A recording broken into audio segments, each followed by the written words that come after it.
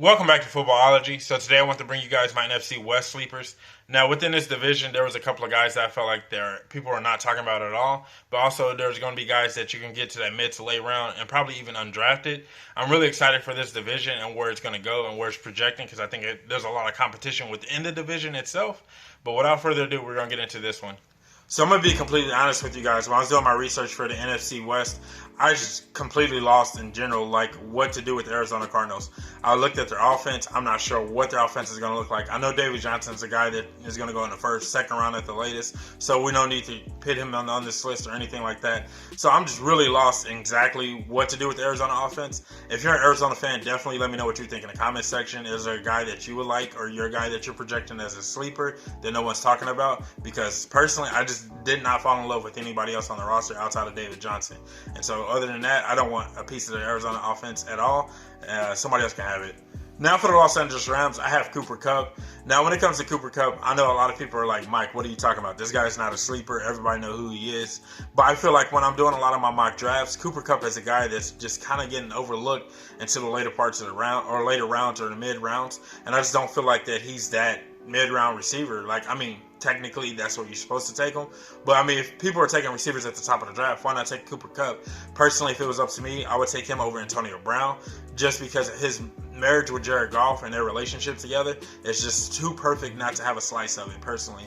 And so I want Cooper Kupp on my roster. He's going to be rostered by me. I'm going to find a way to get him on my team, PPR especially, because this guy is just that talented. And then with Jared Goff throwing him the ball. With Jared Goff throwing him the ball, I think he's just as good. So it's getting exciting. I just don't understand why people are not picking him a lot sooner. Now for the San Francisco 49ers, they got two guys that I really am excited to watch. Deebo Samuel and Jalen Hurd. Now Jalen Hurd kind of just jumped on my radar.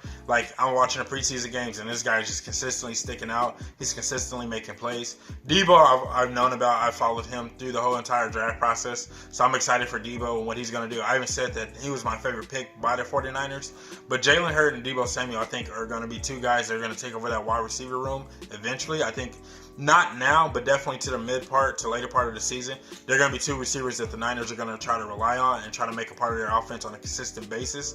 They are two good receivers, in my personal opinion. I think they're better than anything that they have on their roster right now, especially with George Kittle working in the middle of the field. I think these two guys can definitely have an opportunity to eat.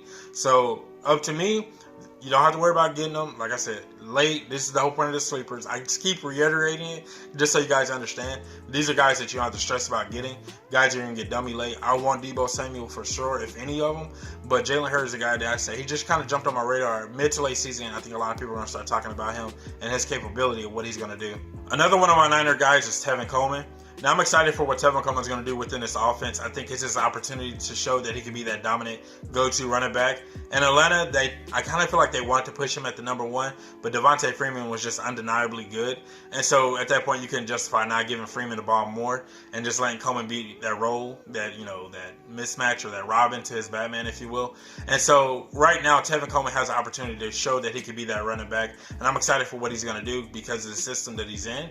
He has the opportunity to put up 1,000 yards, at least another 500 to 600 through the air, in my personal opinion, if he's doing everything like he's supposed to and he's executing like he's supposed to. But I won't roster him, or at least I'll pay attention to him until maybe week 3 or week 4, and I want to know what his role is going to be within this offense and if he's going to actually take care of business like he's supposed to and execute like he's supposed to. Once I feel that I'm really comfortable with that, it's probably going to be a little bit too late, but once I feel that I'm comfortable with that, I will find a way to try to get him on my roster if I feel like he's doing things the way they need to be done.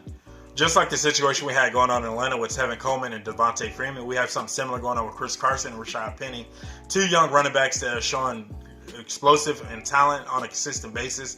It's making it hard for the coaching staff to say, well, who's going to be our guy, who's going to be our guy. Personally, I wouldn't be surprised if Chris Carson gets moved on. I think they want Rashad Penny to be the go-to guy. I think they want him to be that running back. Chris Carson is a good running back. I'm a fan of Chris Carson, but I think Rashad Penny is the running back to have in Seattle personally. I think Chris Carson is definitely going to get moved on. I'm thinking Texans. Texans need a running back. Chris Carson needs a secured home. I don't think his home is as secure as he wanted it to be in Seattle personally. That's just the way I look at it. I think they really want Rashad Penny, especially because they spent a first-round pick on him. Sorry, they spent their first-round pick on him, and so they want him to be that go-to running back. And I think eventually down the road, in about another week or two, we're definitely going to start seeing that happen. Like I said, Chris Carson moved to Texans would not be a surprise move to me personally. Another sleeper in Seattle for me is Tyler Lockett. Now, I like what Lockett's going to do within this offense. He's definitely going to take over that Doug Baldwin role. Now, we know Lockett can take the top off of defense and go crazy deep on a lot of teams, but I think now he's going to start playing that more natural possession receiver role that can then break it off to go to the house and things like that. I wouldn't be surprised if his receptions definitely jump up this year. His yards are probably going to stay around the same number because I still think he could take the top off of a defense, but I think his receptions are definitely going to jump up because of those third downs, and I think he's going to be Russell Wilson's trusted receiver as of right now.